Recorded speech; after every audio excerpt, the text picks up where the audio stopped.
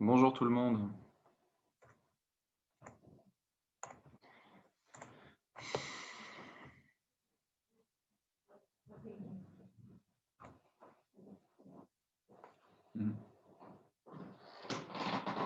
Patient.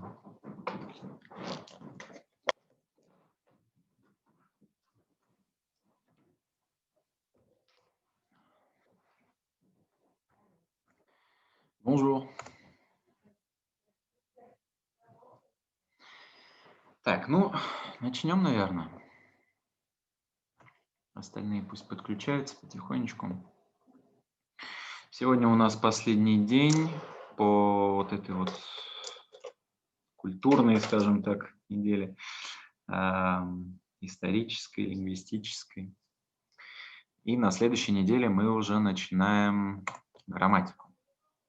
Donc, pour l'instant, on va parler français. Troisième jour, donc, les verbes défectifs et irréguliers, particularité de genre, de nombre, de certains noms communs, accord des mots composés, couleur. Я успел хорошо вот составить вам почти все дни. Единственное, где я вот не успел все записать, это как раз-таки вот первая неделя, поэтому сегодня я вам буду много всего в чат отправлять. Следующие дни, уже следующей недели у вас, в принципе, почти вся информация будет в PDF-ке. Немножечко не успел все записать, но ничего страшного. Donc, on va parler des verbes défectifs. Alors, les verbes défectifs et les mots défectifs en général, c'est une question que se posent beaucoup d'étrangers, de russophones. C'est quelque chose d'assez bizarre. Donc, c'est pour ça que j'ai appelé ça une bizarrerie. Vous savez qu'en français, comme dans toutes les langues, il y a des règles et des exceptions. Et vous savez évidemment qu'en français, les conjugaisons, les verbes, les temps, les modes, c'est quelque chose de très compliqué. Voilà. Donc, bon, vous avez déjà un bon niveau et vous connaissez beaucoup de choses, je pense. Vous savez qu'il y a plusieurs groupes de verbes, qu'il y a des modes, des temps, le subjonctif, le conditionnel, etc. Aujourd'hui, je vais essayer de vous raconter quelque chose de différent et je pense que vous n'avez jamais entendu parler de ça en détail. Vous en avez peut-être entendu parler en gros, mais pas en détail. Donc la défectivité. Alors on va écrire ce mot, la défectivité. Voilà. La défectivité, ça vient du mot évidemment défaut. Defect, default, ouais, tout ça, ça vient de la même racine, du même radical. C'est une notion très vaste, complexe. Aujourd'hui, je vais essayer de la simplifier pour vous. Tous les spécialistes, tous les grammairiens ne sont pas toujours d'accord sur ce que ça veut dire exactement la défectivité, mais on va dire en gros que ce sont des mots, ce sont des verbes qui n'ont pas toutes leurs formes. Ils n'ont pas toutes leurs formes. C'est un petit peu ça que ça veut dire, si vous voulez. Donc, on va voir ce que ça veut dire. Comment ça, toutes leurs formes. Donc, déjà, quand on parle de verbes défectifs, il y a des verbes que vous connaissez, des verbes défectifs que vous connaissez. C'est par exemple falloir, falloir, neiger, pleuvoir. Ce sont des verbes défectifs. Pourquoi? Parce qu'il leur manque 5 personnes sur 6, sur 9 même. Il leur manque 8 personnes sur 9. Donc on ne peut les conjuguer qu'à la troisième personne du singulier au masculin. Il neige, il pleut, il faut. Je ne peux pas dire je faut, ou je neige, ou je pleut. Ce n'est pas possible. Ou nous pleuvons. Donc c'est un verbe défectif. Alors on pourrait imaginer que c'est une fantaisie du français.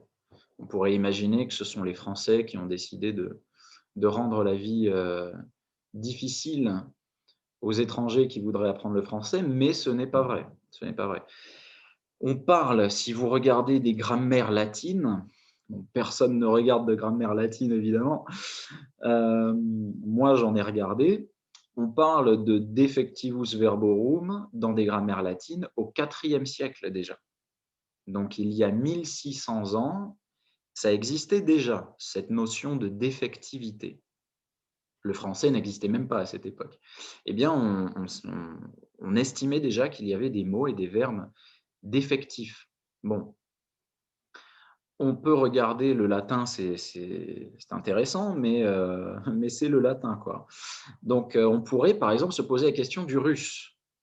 Est-ce qu'il y a de la défectivité en russe?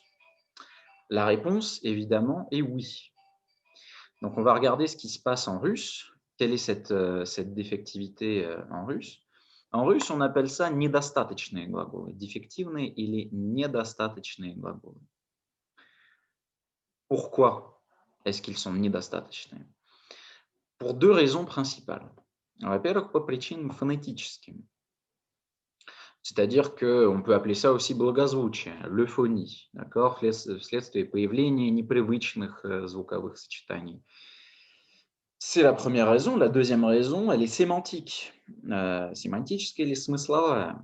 То есть эти глаголы обозначают действия или процессы, которые вот не могут быть отнесены к говорящему лицу, его собеседнику, да, то есть к человеку. On va prendre plusieurs exemples.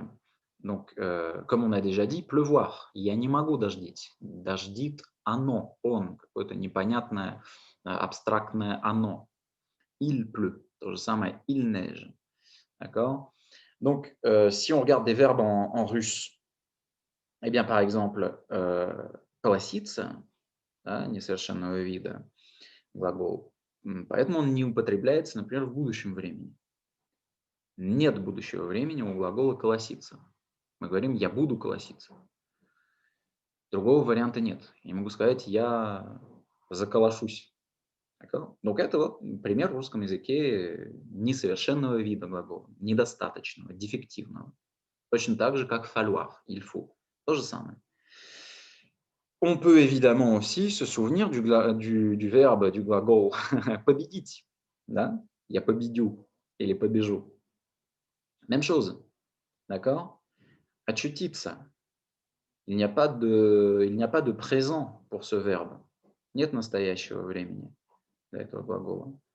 Да? То же самое убедить. Есть убеждать, я убеждаю, а вот убедить в настоящем никак не скажешь. Donc, ce sont voilà, des verbes qui existent en fait dans la défectivité. J'imagine, je ne connais pas toutes les langues du monde, mais j'imagine qu'elle existe dans toutes les langues parce qu'en fait, c'est tout simplement une forme d'exception. Voilà. Et puis, il y a des verbes aussi qui deviennent défectifs parce qu'on ne les utilise presque plus dans une certaine forme. D'accord? Il y a des formes, il y a des temps qui ne s'utilisent presque plus, qui deviennent archaïques. Encore une fois, le verbe очутиться в будущем. Как вы проспрягаете очутиться в будущем? Я, кто знает. Есть вот регионализм такой, очучаться. Примерно так оно и звучит. Я очучусь. Voilà. Donc, можно представить, что это слово, в принципе, в какой-то момент станет каким-то архаичным. Voilà, ça c'est pour répondre à la question, est-ce que la défectivité existe dans d'autres langues? Réponse, oui. Pourquoi est-ce qu'elle existe? Réponse, phonétique ou euphonique. Ce n'est pas, il y a des sons qui ne sont pas esthétiques, donc on n'a pas envie de les entendre. Première réponse. Deuxième réponse, sémantique. D'accord? Sémantique, sémantique, или смысловое объяснение, c'est le sens. La sémantique, c'est le sens. Et puis, si on veut une troisième réponse, pourquoi est-ce que ça existe? Eh bien, parce qu'il y a des mots qui deviennent archaïques et qu'on arrête d'utiliser, tout simplement. Voilà. Donc maintenant, on va regarder des exemples de verbes défectifs on va voir quels sont les verbes qui n'ont pas certains temps ou n'ont pas certaines personnes, n'ont pas certaines formes, voilà, certains morphèmes. Alors, je rappelle que si vous voulez conjuguer des verbes, parce que je vais vous envoyer des verbes ici, vous pouvez utiliser le Becherel. Moi, j'aime bien le Becherel. Si vous avez d'autres conjugueurs que vous préférez, vous pouvez les utiliser. Moi, je vous conseille le Becherel. Il y en a qui préfèrent le Nouvel Obs, le Nouvel Observateur, je vous l'envoie aussi. Il y en a qui préfèrent le Figaro. Bref, utilisez ce que vous voulez. Si vous voulez, vous avez un conjugueur peut-être papier. C'est comme vous voulez. Donc, on va voir ces verbes. Les verbes défectifs, c'est comme les pandas. C'est en voie de disparition. C'est comme les langues dont on a parlé avant-hier, comme le poitevin ou le français de Louisiane. Ce sont des verbes qui disparaissent. Donc, on parlait voilà, de la disparition de la langue française. Eh bien, la disparition de la langue française, elle se fait, on a vu, par ses dialectes, par les temps qu'elle perd, subjonctif imparfait, passé simple, etc., par plein de choses, mais aussi par le vocabulaire, c'est-à-dire qu'on perd des mots tous les ans. On gagne des mots, évidemment, comme start-up, génial, ou shopping, super, mais on perd énormément de mots. Des mots qui sont des vrais mots français. Voilà, pas des anglicismes, pas des bêtises, mais des vrais mots français qui disparaissent. Donc, je connecte le thème d'aujourd'hui avec le thème d'avant-hier et de lundi. Donc, voilà, ces verbes défectifs sont en voie de disparition. C'est ce que dit, par exemple, le Grévis. Alors, le Grévis, c'est l'un des dictionnaires les plus complets de la langue française. Je vous l'écris, je vous le conseille. Si vous cherchez quelque chose, numéro 1, Académie française, vous allez sur le site de l'Académie française. Numéro 2, le Grévis. Ça, c'est vraiment on va dire deux sources très importantes de connaissance de la langue française. Donc, vous connaissez falloir, neiger, pleuvoir. On va avoir d'autres verbes défectifs. Par exemple, le verbe frire. Frire veut dire жарить. Если вы сейчас в Бешхель напишите «фрир» и поищите спряжение, вы получите вот такой вот результат. Можно открыть ссылочку. Нет, он вам. В общем, заходите на Бешхель, ищите «фрир», ну или на Nouvel Obs, на любую спрягалку, и смотрим. Что мы видим? Je frie, tu fries, il frie, nous, il n'y a rien. Il n'y a rien. Il n'y a pas de pluriel au présent. Et nous voyons qu'il n'y a pas de passé composé, il n'y a pas d'imparfait, il n'y a presque rien en fait. Il n'y a pas de subjonctif. D'accord? C'est un verbe défectif. C'est un exemple parfait du verbe défectif. Alors ici, par exemple, on va se poser la question, как же сказать тогда мы жарим, вы жарите, они жарят там шашлыки какие-нибудь? Eh bien, on va dire nous cuisons, nous faisons la cuisine, nous faisons griller, nous faisons frire, то есть мы заставляем жариться. Есть еще вот этот глагол griller. Donc, on peut dire мы жарим, mais il faut utiliser autre chose. Точно так же, как мы не говорим «я победю», а «я смогу победить». Та же самая история. Pourquoi est-ce qu'on ne peut pas dire «nous frisons»? Eh bien, tout simplement parce que «nous frisons» это означает «завивать». Et donc, nous avons le verbe friser qui, au pluriel, va nous donner «nous frisons», «vous frisez», «ils frisent». У нас завиваются волосы, например. Nos cheveux frisent. Или мы завиваем волосы, nous frisons. Donc, en fait, pour frire, eh bien, il n'y a pas d'autre solution. Vous voyez? C'est un exemple voilà, de verbe défectif. Autre exemple, как сказать «сесть»? Сегодня все знают «asseoir». D'accord? Et мы знаем, что есть две формы. Nous nous asseyons, il s'asseye ou il s'assoit. Voilà, deux formes. Je m'assieds ou je m'assois. Bref. Avant, à l'époque, nous avions le verbe soir. qui voulait dire находиться в состоянии вот, сидячем. Donc, être assis. Не садиться, а сидеть именно. Потому что s'asseoir – это садиться. А вот сидеть нам приходится говорить être assis. Но в свое время можно было просто сказать soir. D'accord? Donc, on retrouve évidemment ce radical, soir, asseoir, сидеть, sit, tu sit, sitzen по-немецки. Voilà, tout ça, ça vient du latin sedere, évidemment. Aujourd'hui, on utilise encore ce verbe, mais dans certains cas très précis. Donc, en fait, ce verbe n'existe, si vous regardez, je vais vous envoyer la conjugaison. Hop, если открыть его, что мы видим? Nous n'avons que la troisième personne du singulier et la troisième personne du pluriel. Il sied, c'est tout. Pas de passé simple, pas de plus que parfait, pas de passé composé, pas de subjonctif passé, pas de futur antérieur, juste du présent et de l'imparfait, et du futur simple. Il siera, ils sieront. Donc, la question, c'est comment est-ce qu'on utilise ce verbe?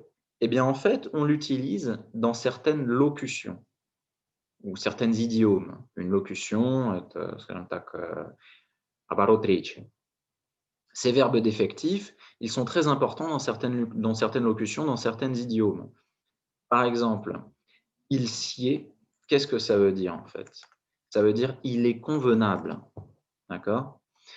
Это подходящее, пристойно. Il sied. D'accord? Пристойно, стоит, подходит. Да? Снять обувь, когда заходишь в квартиру. Il sied d'enlever ses chaussures. Il sied de. Ну или наоборот, если мы во Франции, не снимать обувь. Il ne sied pas d'enlever ses chaussures. Да. Есть также такая форма, participe présent, il est séant. C'est très joli, il est séant. Et donc nous avons un mot un petit peu littéraire, bien séant. Вот, пристойный, bien séant. Очень красивое слово, я считаю. Donc ça vient du verbe sied. On va regarder un autre verbe défectif. Par exemple, échoir. Alors regardez ce verbe, échoir. C'est un verbe qui veut dire tomber, en fait. En latin, choir, c'est cadere. Excadere, c'est échoir. Donc ça veut dire tomber, sortir de quelque chose, d'accord? Je chois, si ça existait, je chois, ça voudrait dire je tombe, en fait. Mais ça n'existe pas, je chois. Il n'existe que il au singulier et il au pluriel. Donc, encore une fois, если хотите, посмотрите в спрягалке, как он спрягается, только в третьем лице единственного и множественного чисел. Il échoit ou il échait, il échoit, ENT, pluriel, ou ils échaient. Très joli comme verbe. Donc, on va retrouver ce verbe dans une locution, le cas échéant. Et donc, ceux qui travaillent, peut-être si vous travaillez dans une banque ou si vous travaillez, je ne sais pas moi, dans le milieu de la justice, si vous êtes avocat ou si vous travaillez ou si vous avez un business, vous allez souvent voir le cas échéant. Cette locution est très jolie aussi, je trouve. Donc, c'est un participe présent de échoir et ça veut dire срок. D'accord? Срок уплаты. Quelque chose comme ça. L'échéance. L'échéance, une échéance. Сейчас напишу. Voilà. Voilà. Закончился срок уплаты, там, допустим, я не знаю, кредита какого-нибудь. C'est l'échéance du crédit. Donc on voit d'où ça vient. Ça vient de échoir ou choir. Et le cas échéant означает si ça ne marche pas, si ça ne fonctionne, sinon, если нет, le cas échéant. Да? То есть если упадет, если не получится, то. Voilà. Par exemple, j'irai en vacances la semaine prochaine. Le cas échéant, je resterai à la maison. Donc, можно заменить на sinon. Dans le cas échéant, c'est très esthétique, quoi. Alors, on va regarder deux autres verbes défectifs, poindre et oindre. Je vais vous les écrire. Oindre et poindre. Alors pareil, если вы сейчас вот забьете их в Beshrel или в Nouvelle Ops, вы увидите, что у них только третье лицо осталось. Okay. Donc тоже défectivные глаголы. Alors, pour ce qui est de poindre, en fait, poindre, ça veut dire piquer. D'accord. Il nous reste un mot, un participe présent de ce verbe, c'est poignant. Может быть, вы слышали это слово. Poignant, ça veut dire трогательный, душераздирающий. Cette chanson est poignante. Ouais, oui, вот. Ce film est poignant, ce livre est poignant. Ça veut dire en fait qu'il provoque une espèce de douleur sentimentale, spirituelle, morale. Voilà, душераздирающий, poignant. Donc c'est un participe présent du verbe poindre. Le verbe oindre, très joli aussi, vient du latin aussi, ungere, qui veut dire enduire. В наше время мы скажем не oindre, а enduire. Ou parfumer, si vous voulez. То есть обмазать, надушить, как бы, да. Donc, on disait avant, чтобы сказать мазь, мы говорили un oint. А в наше время мы говорим un onguent. Мужского рода все. Donc ça veut dire мазь. Alors, обычно un onguent – это не то, что там крем какой-то, да, это вот прям какая-то целебная мазь, такое вот изысканное. Un onguent. Ou un oint.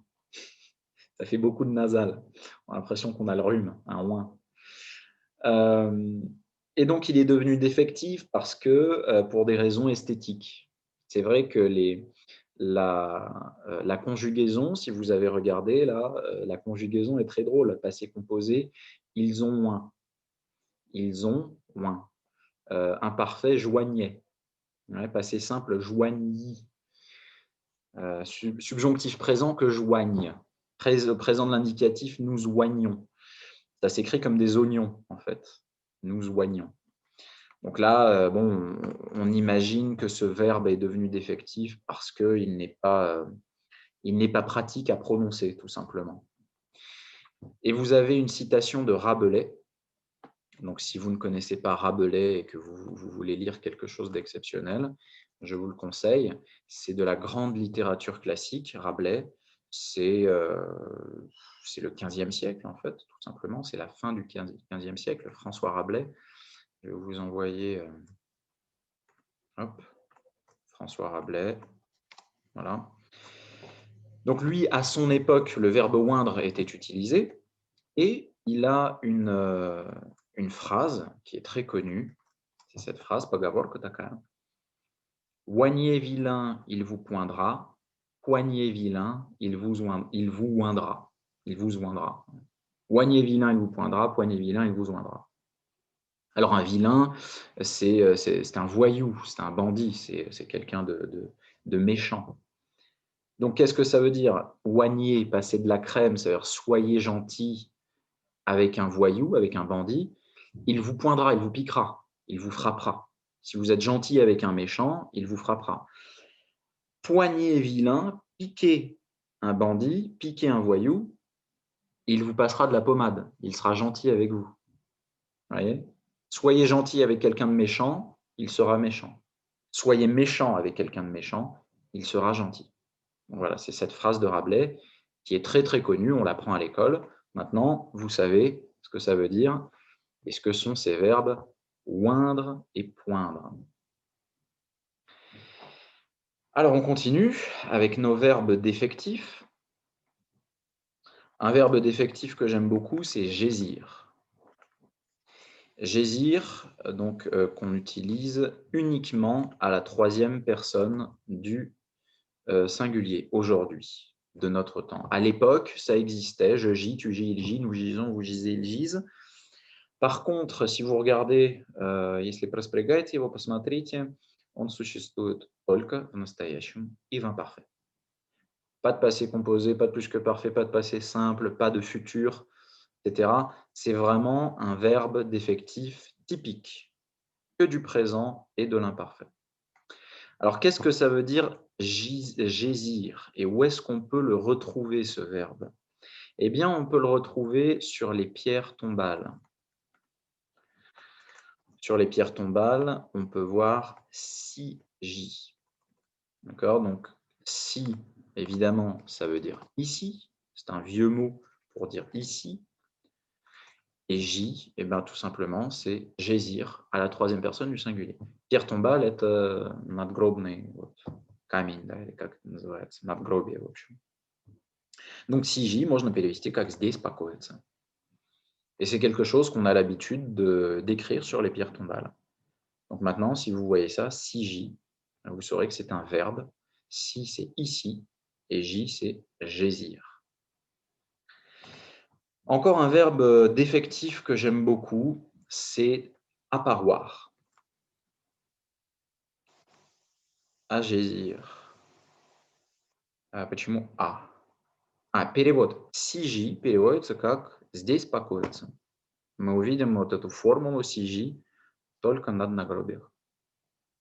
CG. А инфинитив – «жезир». Но инфинитив вы вряд ли услышите.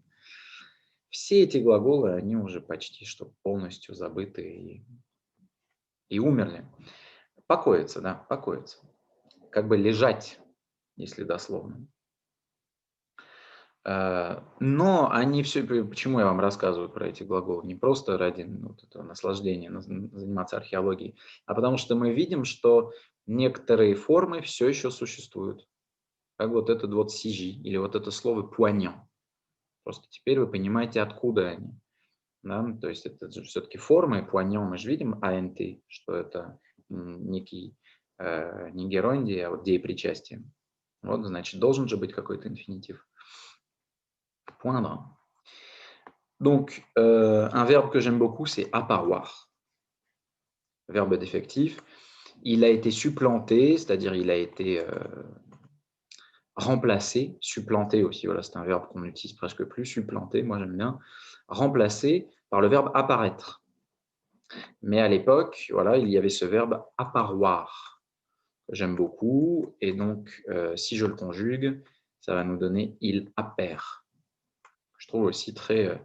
il y a vraiment une esthétique incroyable de ces verbes comme ça. Et donc, il n'existe qu'à la troisième personne du singulier. Et on peut, par exemple, penser à l'anglais, quand on dit vidima, it appears that. En français, on ne dit pas vraiment il apparaît que. D'accord? Mais par contre, à l'époque, on disait il appert que. Un exemple, voilà, d'utilisation de ce verbe. Vous en avez plein d'autres. Vous avez par exemple s'aboucher. Ça aussi, c'est un verbe assez archaïque. Alors, s'aboucher, aujourd'hui, on ne va pas dire s'aboucher, on va dire s'accointer, on va dire s'acoquiner. Ça, ce sont des verbes un petit peu plus modernes. En fait, s'aboucher, ça veut dire se mettre, il y a le mot bouche, ça veut dire se mettre en rapport avec quelqu'un. En général, c'est un bandit, un voleur, un escroc, un homme politique. C'est pour quelque chose comme ça d'illégal ou de bizarre, de suspect. S'accointer, s'acoquiner. À l'époque, on disait s'aboucher. Vous pouvez retrouver ça dans certains livres, quoi. Un verbe défectif que j'aime beaucoup aussi, c'est chaloir. Alors, chaloir, on ne l'utilise qu'à la troisième personne du singulier, comme falloir. Pareil. Et en fait, chaloir, ça veut dire être important, en fait. Causer du souci. Et en général, on ne l'utilise qu'à la forme négative. C'est-à-dire, on dit « il ne me chaud de cela ». Je vais vous l'écrire. « Il ne me chaud de cela ». Ou par exemple, « peu me chaud » ou « peu m'en chaud », comme ceci. Donc, troisième personne du singulier de chaloir. Donc, ça veut dire peu m'importe. Ça ne m'importe pas, ça ne m'intéresse pas. Je ne m'en soucie pas. Voilà, ce n'est pas important. Peu m'en chaud. C'est magnifique comme mot. Ouais, peu m'en chaud, il ne me chaud de cela. Ensuite, vous avez aussi un verbe défectif très intéressant parce qu'il n'existe qu'à l'infinitif. Il ne se conjugue pas. C'est le verbe ferir. Donc, ça vient du latin, ferire, ça veut dire frapper. Donc, il existe uniquement à l'infinitif et au participe passé, mais il ne se conjugue pas, ce verbe. C'est assez incroyable. Et on va le retrouver dans certaines locutions qui sont modernes, qu'on utilise encore aujourd'hui. Par exemple, féru. Donc, féru, c'est un participe passé, et on l'utilise comme ça, être féru de quelque chose. Ça veut dire être passionné pour quelque chose. Par exemple, si vous êtes passionné de musique, eh bien vous pouvez dire « je suis féru de musique ». Si vous aimez le ski, vous pouvez dire « je suis féru de ski ». C'est-à-dire « je suis frappé par le ski ». Le ski me frappe, c'est quelque chose qui me passionne. Voilà, j'ai un grand intérêt pour le ski, pour la peinture, je suis féru de peinture. Et à l'époque, il y avait une locution intéressante aussi, c'était « sans coup férir ». Donc là, on utilise l'infinitif, « sans coup férir ». Ça veut dire sans frapper un coup, sans combattre, sans difficulté. Par exemple, j'ai passé mon examen sans coup férir. C'est magnifique. C'est très, très littéraire, très poétique. C'est très joli. Évidemment, on a без усилий, совершенно верно, да, без борьбы, как бы, да, не пришлось никого ударить. Ouïr. Alors ça, je pense que c'est un verbe que certains d'entre vous connaissent. Très joli verbe, ouïr, du latin audire, évidemment, ça veut dire entendre, l'audition. Аудирование, собственно, прослушивание, оттуда как раз-таки, l'audition. Audition en anglais. Donc, c'est un verbe défectif aussi, c'est un verbe qui n'existe presque plus, il n'existe même pas au présent. Si vous regardez sur le Becherel, pas de présent, pas d'imparfait, pas de passé simple, pas de futur simple. Il existe uniquement au passé. D'accord? Il existe uniquement au passé, subjonctif passé, conditionnel passé, etc. Et il existe à l'impératif. L'impératif, c'est « oyez ». Et il y avait à l'époque une expression « oyez, oyez, braves gens ». Donc, quand il n'y avait pas encore Internet, qu'il n'y avait pas les téléphones, dans les villages, vous aviez les petites villes, vous aviez des gens, vous savez, qui frappaient du tambour et qui criaient « Oyez, oyez, braves gens !» et qui racontaient les nouvelles ou, par exemple, ce que le roi avait dit ou ce qui allait changer sur certaines… voilà, c'était à la place de Twitter, c'était à la place de Facebook. Vous aviez quelqu'un qui venait, qui disait « Oyez, oyez, braves gens », ça veut dire « Écoutez, écoutez, braves gens ». Donc aujourd'hui, on ne dit pas « oui », on dit « entendre » ou « écouter ». On utilise par exemple aussi « inouï ». Вот это слово, возможно, вы видели. Все еще им пользуются. Inouï, ça veut dire incroyable, c'est exceptionnel, невероятно, c'est inouï. Откуда это слово? Ça veut dire qu'on ne peut pas entendre. Inouï. То, что невозможно услышать. То есть это неслышимо. Неслыхано, неслышимо, как правильно сказать. Вот это невероятно, в общем. Inouï. Donc ça vient du verbe ouïr. Vous aviez aussi cette expression неслыхано, вот, спасибо. J'ai ouï dire. J'ai ouï dire, c'est une expression figée, вот такая вот идиома. Я слышал, что. J'ai ouï dire que. Aujourd'hui, bien sûr, on va dire j'ai entendu que. Mais d'une façon plus littéraire, à l'époque, on disait voilà, j'ai ouï dire que. Donc, tout ça, c'est le verbe ouïr. Un autre verbe défectif intéressant, c'est issir. Lui, je pense que vous ne l'avez jamais entendu. Issir. Donc, ça veut dire originer. D'accord? Provenir. Donc, en fait, on ne l'utilise qu'au participe passé. Il ne se conjugue pas, ce verbe. Infinitif et participe passé, c'est tout. Et donc, vous avez ce mot « issu ».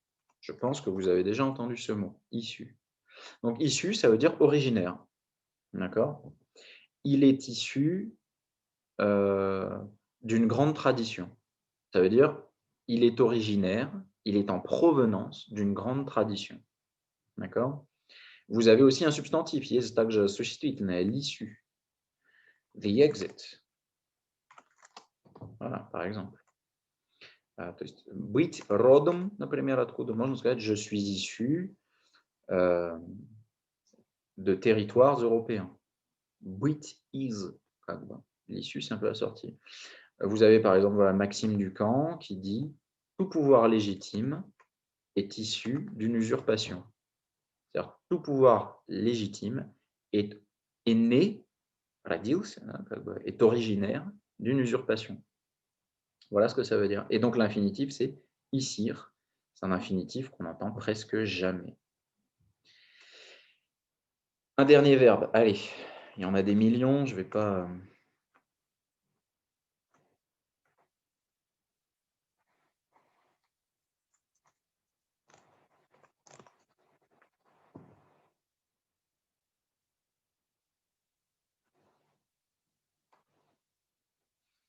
Alors, немножечко отключилась у нас как будто связь. Давайте, один последний. Дефективный глагол – это clore. Мне очень нравится. Close, конечно, мы знаем по-английски. Оттуда как раз-таки. Ce qui est intéressant avec ce mot, avec ce verbe, regardez comment il se conjugue. Alors, je vais vous envoyer là. Hop. Vous voyez comment il se conjugue? Je clôt, tu clôt, il clôt, nous, ничего нету. Vous, тоже нету. Il close. То есть нету ни первого, ни второго лиц множественного числа в этом глаголе. Je clôt, tu clôt, il clôt. Évidemment, ça veut dire fermer. Ça voulait dire fermer. Donc, pourquoi est-ce qu'il n'y a pas nous closons, vous closez? Parce que c'est une question d'esthétique. Comme nous avons, au bout d'un moment, nous avons déjà eu le verbe fermer, nous n'avions plus besoin vraiment de ce verbe clore. Et nous closons, vous closez, ce n'est pas très joli. Alors, ici, il y a des débats. Certains estiment, vous allez voir que dans certains conjugueurs, on dit nous closons, vous closez, mais dans la plupart, on estime qu'il est défectif et que ça n'existe pas. Et puis, il y a certains temps dans lesquels il n'existe pas, il ne se conjugue pas. Voilà. Donc, tous ces verbes vont gésir, je pense. Tous ces verbes vont mourir très bientôt. Ils sont presque déjà morts, en fait. Presque plus personne n'utilise ces verbes. Donc, vous imaginez, il y en a beaucoup plus, on ne va pas tous les faire, mais vous imaginez tout ce vocabulaire qui est mort, qui a disparu, que plus personne n'utilise. C'est terrible. Donc, ce sont des mots qui sont en voie de disparition ou qui sont déjà presque tous disparus, quoi. Voilà. Donc, les verbes défectifs, c'est intéressant. Maintenant, il n'y a pas que les verbes qui sont défectifs. Il existe aussi des mots défectifs. Donc, comment comprendre ce qu'est un mot défectif? Un mot défectif, c'est un mot dont la flexion ne comporte pas l'ensemble des formes possibles. C'est un mot qui n'a pas toutes les formes possibles. C'est un mot, par exemple, qui n'a pas de singulier ou un mot qui n'a pas de pluriel. Voilà. Ça aussi, ça existe. Voici quelques exemples. Je vais vous les envoyer. В следующий раз, обещаю, все будет в PDF-ке. Последний раз у нас были лекции в ноябре. Я сказал, что за декабрь обязательно все успею написать, расписать.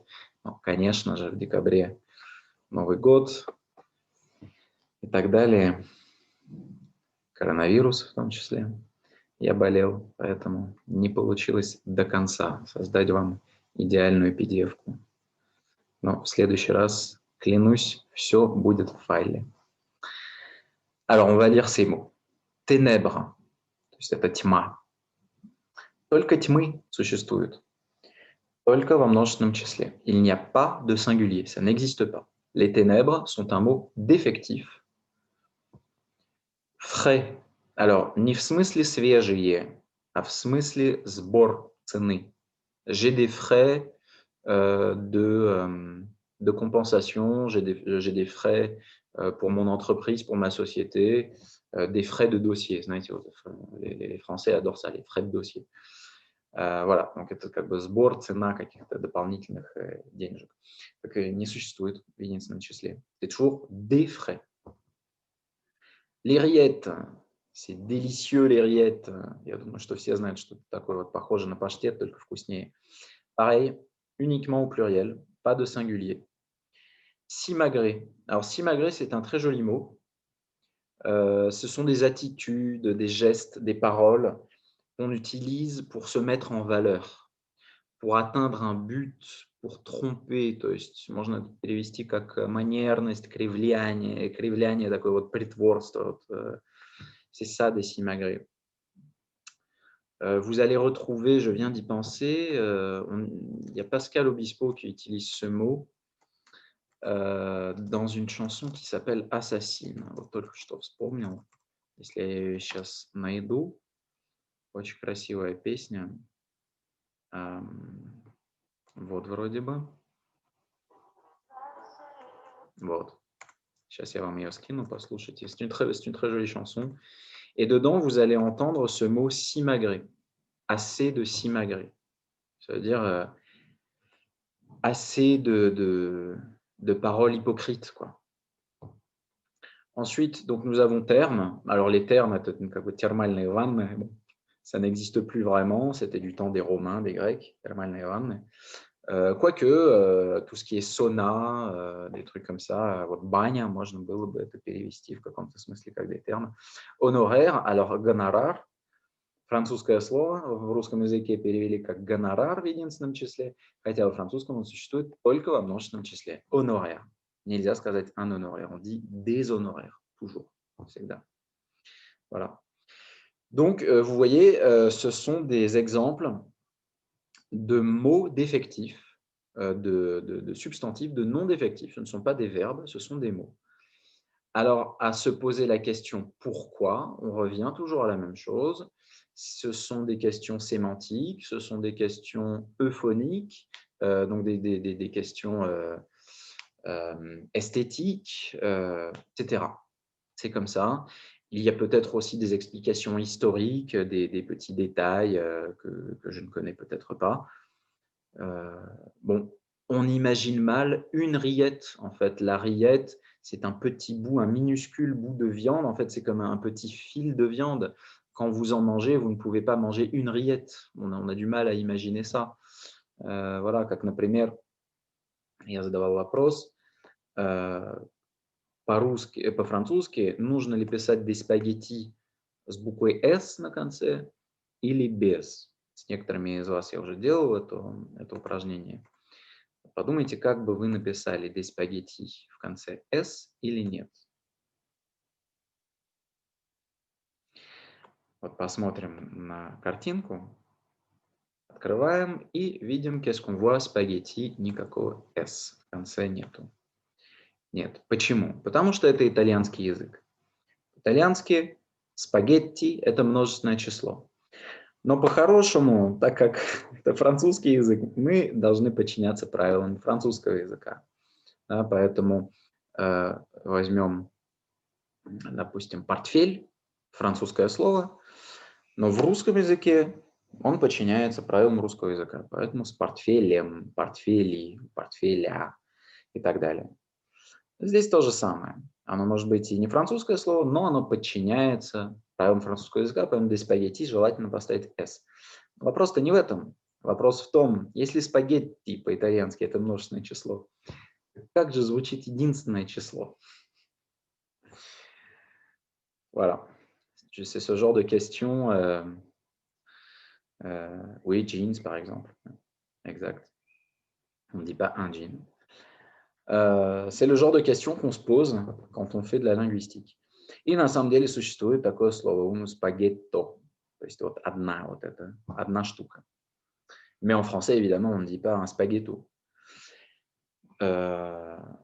Pour continuer avec ces mots, alors ça, c'est quelque chose dont j'ai souvent parlé, я часто об этом говорил. на уроках и в Инстаграме тоже делал отдельные темы касательно вот этих 3 слов. Orgue, délice, amour. Ce sont des mots qui sont masculins au singulier, mais féminins au pluriel. Fantastique. Un bel orgue ou un grand orgue, mais de grandes orgues. Un grand délice, mais de grandes délices. Un amour franc, un grand amour. Un amour, je cherche quelque chose, je ne sais pas moi, un amour blanc, imaginons, mais des amours blanches. Voilà, любови.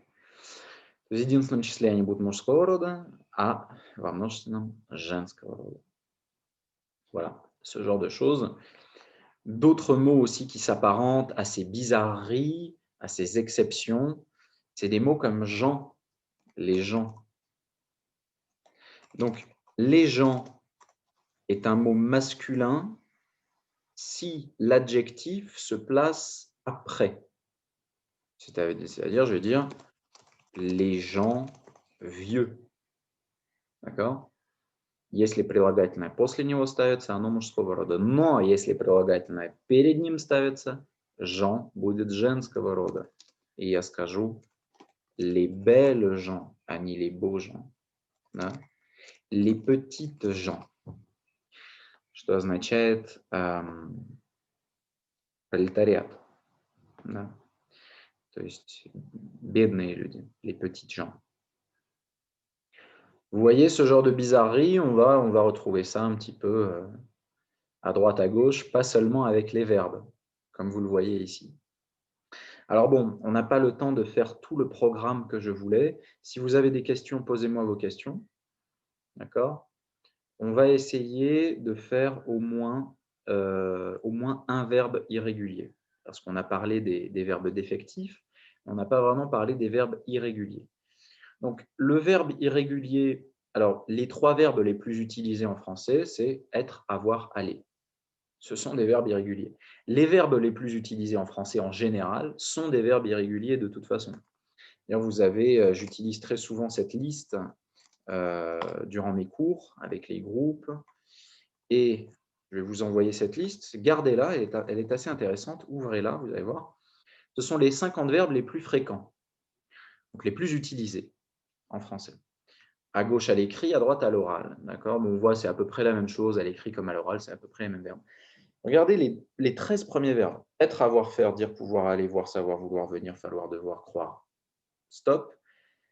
Les 13 verbes les plus utilisés de la langue française sont A, des verbes du 3e groupe, B, ils sont presque tous des verbes irréguliers. Être irrégulier, avoir irrégulier, aller irrégulier, venir irrégulier, falloir irrégulier défectif, d'accord? Donc, c'est ça qui est intéressant, c'est que les verbes minoritaires sont les plus utilisés. C'est une minorité agissante, les verbes irréguliers en français. Donc, le verbe aller, la question qu'on me pose souvent, c'est pourquoi est-ce qu'il change de radical aussi souvent? Pourquoi je dis nous allons, mais je dis je vais? Pourquoi est-ce que je vais, mais j'irai? Pourquoi le radical change aussi souvent? Eh bien, on va regarder ça. Le radical au présent de l'indicatif, effectivement, c'est un verbe latin, vadere. Donc, je vais, tu vas, il va, ils vont. Vadere, ça veut dire aller, en fait. Ça veut dire aller, tout simplement. Par contre, le futur et le conditionnel, j'irai, nous irons, nous irions, c'est un autre verbe latin, ire. Et ire veut dire marcher en latin. Toutes les autres formes, comme par exemple l'infinitif, aller, c'est encore un 3e verbe latin, ambulare, qui s'est transformé avec le temps en allare. Donc, ambulare, ça veut dire se promener, déambuler. Donc, on a marché, aller, se promener, déambuler. Tous ces verbes, on les a réunis dans un seul verbe, aller. C'était plusieurs verbes latins, on les a tous réunis. On imagine que c'est quelque chose qui s'est passé de façon populaire, народное, не популярное. Ce sont des façons de parler que les gens ont adoptées. Petit à petit, eh bien, ils ont réuni tous ces verbes dans un seul verbe, le verbe aller.